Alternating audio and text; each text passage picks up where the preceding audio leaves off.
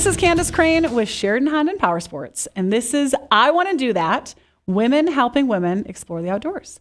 And today we are talking to Rachel Black about backpacking. Welcome. Thank you. Okay, so we're talking about backpacking, and I know that you have done a lot of backpacking. So what got you interested in backpacking? Actually, before we start asking you questions, let's define the difference between hiking, camping, and backpacking. Sure. Okay. So hiking is pretty much you're going to point A back to point B. Yes. And you're usually carrying a pretty small pack and Like a day pack or something, exactly. Maybe your water and a couple of snacks. Always if it's snacks, meat, yes. A lot of snacks. Okay, yes, yeah. And then you're not staying the night. If you're backpacking, however, you're going to from point A to point B, staying the night there, and you can be doing multiple day trips, multiple like days, nights. or multiple Yes. nights, yeah. And then camping would just be you go somewhere, you set up your camp or your tent. car's next to you. Maybe your car's usually. next to you, yeah. And yeah, that's an ideal way to camp. But you're not necessarily going from point A to point B. So in backpacking, you're taking all of your supplies, your food, your camp, whatever you need, and you're putting it on your back, and you're going to the next destination, and then you're setting up your camp again. Yes, Okay. correct. Okay, so how long have you been backpacking, and what got you interested in it? I've probably been backpacking about 11 or 12-ish years, and I really got interested in it because there's a lot of places that I wanted to see that are a little bit further away than just a day trip hike, and so I wanted to be able to spend the night there, kind of hang out by the spot, take my time, and be able to do little side trips as well, which is pretty great. So you started hiking, it sounds like, Yes. and just doing like day hikes, and then you wanted to get into more backcountry or to other places that would take longer than one day to get to, or you couldn't drive to, and so you decided to try out backpacking. Yes. Okay. So tell me about where have you backpacked? I've gone to, so I grew up in Montana, so I've done a lot of backpacking in and around Montana. So the Beartooth Mountain Range, the Nice. Absaroka Mountain Range, Crazy Mountain Range, and then I've even got to go to Utah, backpack around there, and even in other countries like South America. I was going to say, just recently you went to Patagonia. Yes. So we're going to talk about that in a little bit, but that's super exciting. So why did you choose those locations? Like, I know that you said you grew up in Montana, and so you're probably familiar with the backpacking opportunities around there, but like, how did you even decide, okay, I want to do this particular trip? I feel like usually I just looked at a picture, whether it be on a map or online, and I'm like, yeah, that looks like a cool lake to go to. Usually I'm drawn to lakes or waterfalls, so something that I actually have a scenery at my end point, and that's usually where it brings me to. Also, I tend to backpack to a lot of peaks because those take a few extra days. Okay, so you would identify like a destination. I want to get here. Yes. And then would kind of map out how long it was going to take. Now, did you do all of these with other people? Did you do them solo? I've done both. Okay. I've actually gone solo, probably more so than with other people. Did you start going solo, or did you start backpacking? Like your first experience backpacking, was it by yourself or was it with somebody else? No, it was with somebody else. And I had no idea what I was doing at all. It was a disaster. Oh no! What? Well, I brought you don't need, if you're spending 2 nights, you don't need 5 pairs of clothes. You don't need 5 pants, 5 shirts. You don't need mascara. You don't need mascara on your backpacking trip. Okay, there's good to know. things you just don't need. And so that's kind of what I found out from the get-go is there's things that you should take with you and things that, you don't need as much of. Okay, so speaking of like learning how to backpack, who taught you? You said that you went with somebody initially, and it sounds like you learned some probably kind of painful lessons of I have too much stuff in my pack and my pack is too heavy. But how did you learn? Did somebody teach you? Did you teach yourself? I pretty much was self-taught after that. So he taught me the basics, the bare minimum, and then once I got home from that trip and I had blisters all over my feet and I didn't know why, that's kind of when I did a little bit of research online and I said, oh, okay, this is where I went wrong on a few different areas. Sure. I brought too much stuff to But what begin did you love about that first experience that you were like, I got to figure this out because I want to keep doing this? Like, oh my what was gosh. it about it? We were the only ones up there. My first one was actually the highest peak in Montana. And so that was your first backpacking that was my first experience. backpacking experience. Wow, okay. So we had to bring rope and harnesses and everything. And so it was just like this great adrenaline rush. And you got to see so much of the mountain. And There were mountain goats by us, and it was just beautiful. And this was one night or 2 nights? Your first Two time? nights. Two Yes, nights. yes. Okay, so you could not have gotten to that place. Like, could you have driven there if you just did not No. want to backpack? Okay. No. Okay, so what's on your summer bucket list? Do you have any trips planned to go backpacking right now or this summer? What if we ever get a summer here in I know, if it Wyoming? stops since raining, it's yes. raining every day. I really want to do Crazy Peak in the Crazy Mountains. That's in Montana. I've looked into it. I've tried it once, but just never got to make it up there. So I want to do Crazy Peak, and I also want to do Cloud Peak in Wyoming. Okay, is that the one that you're going to let me come Yes, with? that's the one you're invited to Okay, go with good. this time. Good. So let's talk about for people who are listening that want to backpack. I have a little bit of backpacking experience, not as much as you do, but I have a little bit. So let's talk about some essentials. So our 3 kind of big essentials are our pack, our sleeping bag, and our tent. What do you have? Why did you make those selections? And what advice can you give for people who are thinking, I've done some day hikes and I'm interested in maybe backpacking, but I'm not even sure where to get started. So those 3 kind of big gear essentials, what do you have? So for sleeping bag, usually you're going to go with a mummy versus a rectangle bag. So mummy is just going to be a little bit less material, so it's lighter. Yeah. And then you have the option between a synthetic or a down. And so I like a mummy and a down because down is usually a little bit more warm. It can compact a little bit more, and it's just lighter than synthetic. My boyfriend hates it because he's allergic, but that's a problem. it's better for me. So yeah.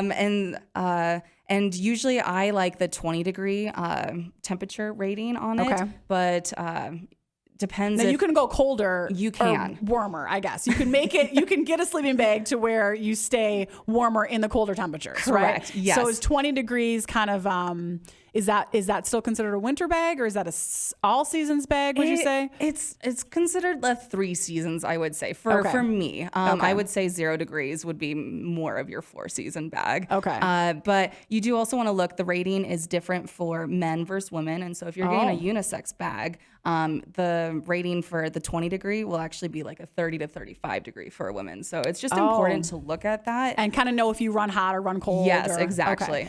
And I have the mummy bag, and I've realized that I am a side sleeper, especially when I'm camping, and it's more difficult for me to get onto my side. So for our listeners who like that, and just another consideration, right? That you could do, if you do the square, you've got a little bit more room to move around. Totally. But what's the downside of the square? It's not as warm, basically, not as insulated. No, or not... it's great. It's just it's gonna take up more room in your bag. more fabric. Yes, so yes. More, and it'll just usually be a little heavier too. So that was my main thing, is I didn't want it to be heavy because I know I backpack by myself a lot. Okay, so you're carrying all that weight by yourself. You're not be able to divide the weight. Okay, so let's talk about your pack.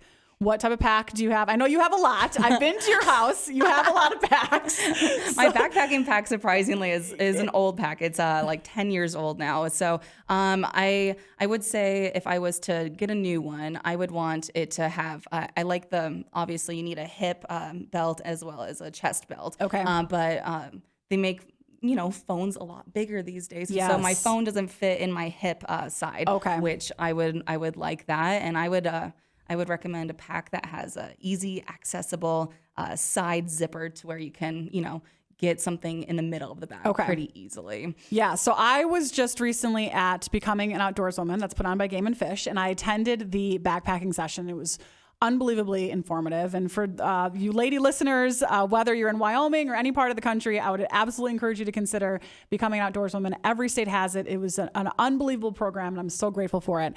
But one of the things that we talked about and we got to experience in the backpacking session was how the pack actually fits on your back. And for me, being a little bit on the petite side, I've struggled with longer packs that have been really uncomfortable on my shoulders. Like, I like to carry the majority of the weight in my hips, which is key. Yes. Yeah. And what I've found with these newer packs is the what did you call it? Like a belt, the cinch is they're a lot firmer now than what they used to be. So you literally feel like all of that weight is sitting on your hips. And for us ladies, we have hips. Like, men, you don't have hips. A little bit easier maybe in some regards for a man to navigate the outdoors. But for us, having those hips, all of that weight can sit right on those hips. So I was really I was like, oh, wow, there's so many packs that can really fit your body. So it's important to go and try them on or Agreed. work with an Yes. expert on it. Yes, I would say the one size packs are just, they're not going to be as comfortable as if you get a small or medium or extra small pack. And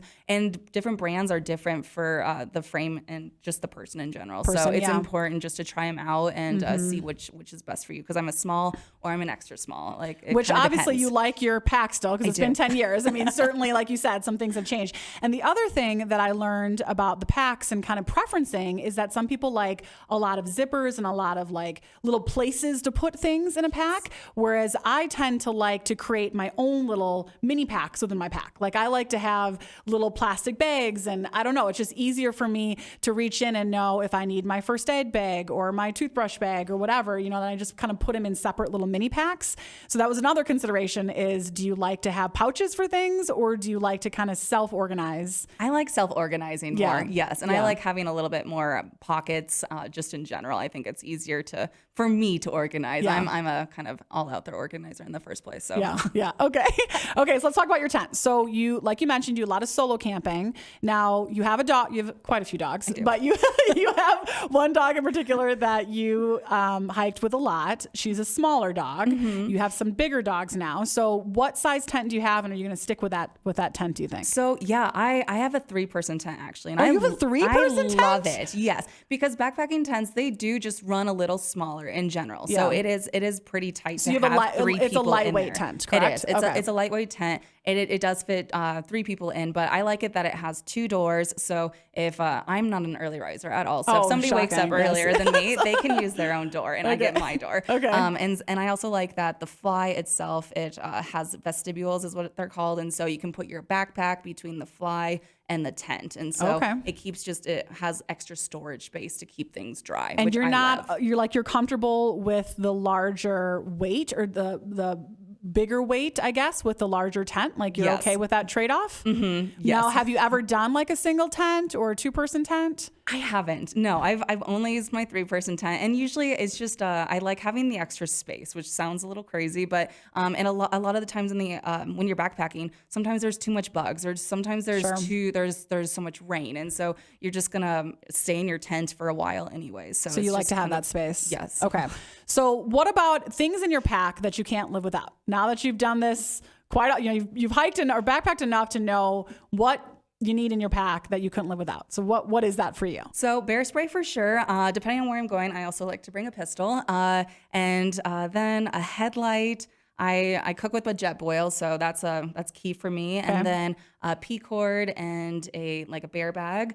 And I always bring my puffy no matter what, because I'm always cold. Even in the middle of winter or summer, saying you're going to bring your puffy. I will always bring my puffy, and bug spray, yes, and a water purifier. What about a chair? Because for me, the first time that I went, I learned pretty quickly that I like to be able to just sit down in a chair and take my boots off. And I don't know, for some reason, just sitting on the ground after walking and hiking with 40 pounds on my back, I just want to be like in a chair. So I bought one of those little tiny lightweight chairs, but I know that that's kind of a preference that I have that not everybody has. Like, do you care about that? I do not care about that. What about taking your boots off? Do you have always? I always bring chalk, or I always bring some sort of sandal. Yeah, Chacos or Tevas, whatever. I thought you were going to say Crocs because that's your favorite.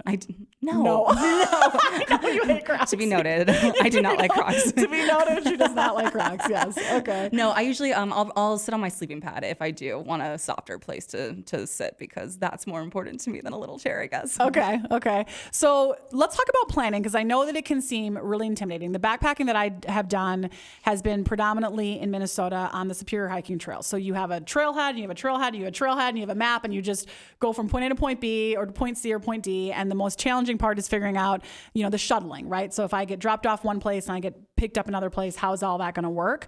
And then I've also hiked in Patagonia as well, but same kind of concept where you just go from one camp to the next camp. I have not done true backcountry backpacking, or even hiking for that matter, where you just kind of create your own route. How do you even plan? I know you said that you identified destinations, but then how do you figure out how you're going to get there, where you're going to set up your camp? What if there are too many people at that camp? All those little logistics. How do you work that out? Well, usually there are never too many people at the camp, which is great. Because in Montana, there's not a lot of people to begin with. But So you know where the camps are ahead of time, though, or not? you kind of just no, you Okay. don't. Okay. Once you get there, you'll do. Usually, I just do a lap around the lake or the lap around where I'm at, and kind of figure out where I want to set up my tent. Sometimes, depending on where you're going, they have signs saying specifically you can't be this close to a lake, for example. Okay, So you have sure. to be like 200 feet away from the lake. So you just kind of take that into account. Now, when you're what if setting the up. lake is like 20 miles away and you're doing 10 miles a day? Because 10 miles, 10 to what, 15 miles. I mean, I know I've done 10 miles before, but I've struggled. And that was out without elevation. But how many miles on average per day do you think is reasonable, especially for somebody who's starting out? I would say 6 to 10 miles. Okay. I mean, my first trip was a little longer, but I like the 6 mile trips because, it gives So you 6 miles per day. Yeah. So how do you know, like, do you just go 6 miles and then kind of look around and say, all right, I'm tired, I'm going to set up camp? Or are you able to identify that there is a camp that I'm walking or I'm hiking to Yes. within the first 10 miles and I'm going to get there and I'm going to set up camp? Yes. So some days are going to be different. I usually like to set up around a body of water because that means I get fresh water. I can refuel Nice. everything. I can Yep. wash my dishes if need be. Yeah. I can wash my clothes. So one day I could be walking 6, one day I could be walking 10, and it's fine that way. I do plan it out on the map though. I can see, okay, this is how far that's going to be and that's Yeah. how long it'll take me. And then I can base the rest of my trip off of that. Okay, so how do you make sure that your friends and family and your loved ones know where you are during this time, right? So you have kind of your plan, but of course, sometimes plans change. But let's just assume that you're staying on track with a plan.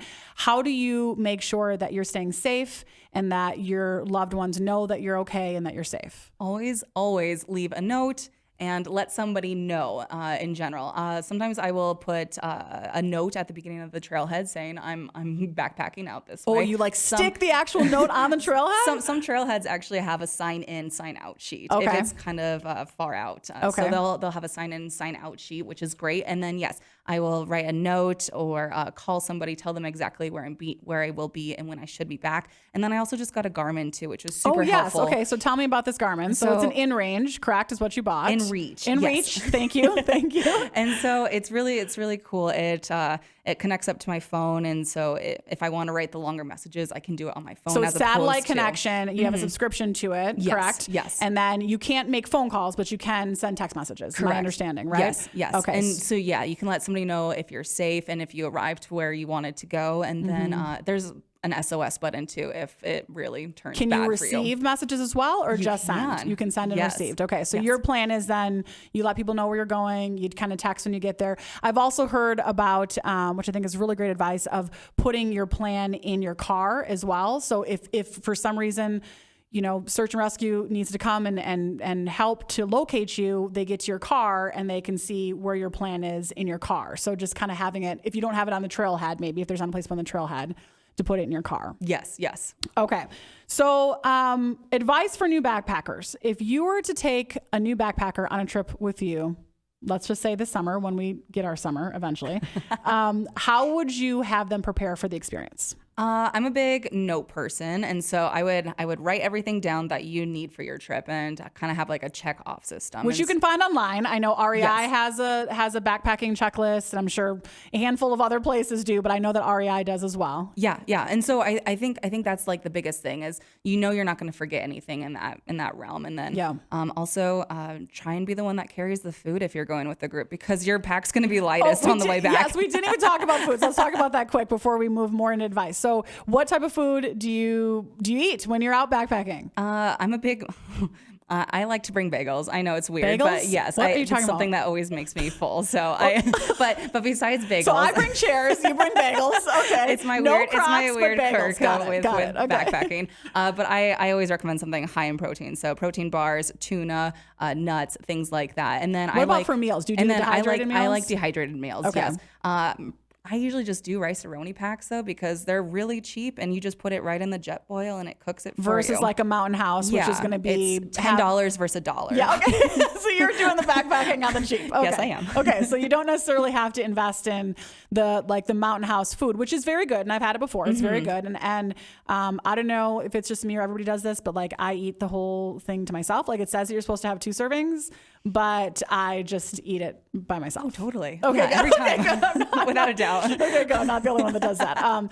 But so rice-a-roni, I've also heard the bags that have like Indian food in them, kind of the same type of concept, where you just heat it up in the jet boil. You warm up water with your jet boil, drop that in, let that hot water warm up the contents inside. I had a friend once that would bring a small bag of couscous and would make the couscous with the water that he used to heat up the contents in the bag, and then would just dump the couscous inside of the Indian food bag, and you have your whole meal there. So different ways to do this. I know that there's also I think there's Pinterest boards dedicated to just so much backpacking food. So if that's something that's maybe preventing you from doing it, plenty of resources. So speaking of resources, what are some other resources that you would suggest people can turn to if they are preparing for that first trip, or maybe they've done some hiking and they want to, do an overnight or two? Like what other resources would you recommend? So I usually go on all trails. First of all, I like to see if the path is clear. A lot of people write reviews on how the trail was, and then was it easy to find? Is there forks in the road? You can kind of look through all of that information and be like, okay, this is a good time to do this trail. Yes. And then I like Googling everything. So I think it's important to kind of refresh yourself, like how high you should have a bear bag, for example, and how far away you should have it from your tent. And so things that you just want to look at ahead of time is really helpful. I have never backpacked in Grizz country. I have seen black bears in Minnesota.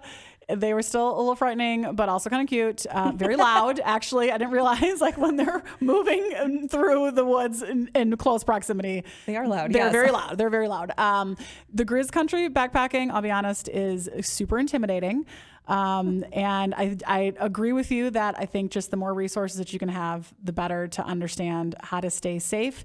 I think they recommend at least 100 yards away of anything that has a scent. So whether it's toothpaste, or it's your clothes that you cooked in, or it's obviously the food, any residual food left over. But anything that has a scent, you want to put in that bag and get that bag in a tree as far away from you as you possibly can. I also learned about in my Becoming an Outdoors Woman session this past weekend about the bear cube. Have you seen these before? I have. They're a little heavier, yes. They're heavy, but if you're going to a place that doesn't have a lot of trees, like if you were to be backpacking in Worland or Thermopolis, maybe where it's a bit more flat and more desert-like, where there's not a lot of trees that you can hang, these cubes are great because the bear's big paws can't open them. So, correct. Yes. So it's kind of the same concept where you put all your stuff in it and then you just put it far away from your tent. And then there's actually videos on YouTube of them like pawing them around, and they can't get them open because they don't have fingers. Right. And I could struggle to get it open as well. So I can understand. And then I also wanted to just point out on the all trails, one of the mistakes that I made kind of early on with even hiking is looking at all trails ahead of time, but then forgetting that when I'm going to be on the actual trail, I'm not going to have service. So not downloading the map ahead of time. I've made that mistake, but I also tend to like to just take screenshots of what I'm seeing, especially if it's like the reviews, because sometimes in the all trail reviews that people leave, there's better content than like what's on the actual page for that hike or that backpacking trip. So I've just kind of taken screenshots of what somebody's saying. Like when you get to this, fork in the road and you have water on the left and you've got a tree with blue leaves on the left, turn right. It's like, what? I'm never going to remember this. So I just take that little snapshot. Totally. I think that's super important. Yes. I was going to say that. Take a photo of everything because you're not going to have service out there. You're not going to have service. Yeah. I always am like, okay, I'm super prepared. And then I get out there and I'm like, oh, let me just go back to this resource that I had. And then I don't have service. So that's not fun. Okay. So super helpful, Rachel. In conclusion here, what words of encouragement do you have for our listeners that are on that cusp? And I know I'm on that cusp when it comes to Grizz country. Like I haven't done it in Wyoming. I haven't done it in a place where I have potentially could see a grizzly bear. Still very intimidating, although I have backpacked some. Like, what advice do you have for our listeners that are like, man, I really want to do this. I just don't know if I'm ready. Just do it. It is worth it. It's gonna be a little intimidating at first, for sure, and it's gonna be a hard night's sleep the very first time you go. I know I barely slept the first night. And then you gotta get up and hike like 6 to 10 miles every the little next day. sound. You're like, oh my gosh, what was that? But honestly, just breathe through it. Animals, wildlife, they're just as afraid of you as we are of them. Yeah, that's a good reminder. They usually like to keep their distance, and we obviously want to keep our distance too. We want a cool picture of them, but besides that, I'm not backpacking. We usually don't. But I would say just be prepared. Make sure you look at the list. Bring what you need to bring. Don't bring really smelly food or anything like that. I would say when I went with my mom, she brought pizza, and I was like, what? Don't do that. We're in bear country right now. It's the little things like smells. They have a great sense of smell. So try and bring dehydrated food. That's important. And then just enjoy yourself. It's so much fun once you get into it, and it's not that terrifying. Yeah, I think after my first time doing, I did a 2-night or 3-day 2 nights, and it was in it wasn't in the mountains, but it was in a lot of cliffs and bluffs. So there was lots of ups and downs. It wasn't like you just climbed and then you plateaued. It was like up, down, up, down, up, down, up, down, the entire time. And there's a lot of kind of technical ground, a lot of roots, a lot of rocks. And so I was, either potentially rolling an ankle or slipping or sliding, and it was very taxing. But when I finished it that first time, I mean, I just cried. Like I just felt so proud of myself, and I had really pushed my body to limits that I didn't think that I was capable of doing, and when you first put that pack on and it's so heavy and you're like, how am I going to possibly go, even 2 days, right? How am I going to get to my destination today, sleep the night, and then go again the next day? And when you string that together and you accomplish it, I don't know. I think it just feels like such an amazing feeling. And of course, the other benefit is that you get to see things and places that you can't get to anywhere, any other way, right? By car or by UTV or ATV, like just putting your pack on, putting your boots on and going and being able to explore the outdoors in a really special way there's something really exciting about it. So yes. So try it. Please do it. Please it's so try much fun. it. And please take me when you go. Where are we going again? Cloud Peak. Okay, please take me to Cloud Peak. Okay. Well, thank you so much, Rachel. This has been really helpful, and hopefully for all of you guys listening, it inspires you to check out backpacking and try it out, because I want to do that too. Thanks, y'all. Have a great day.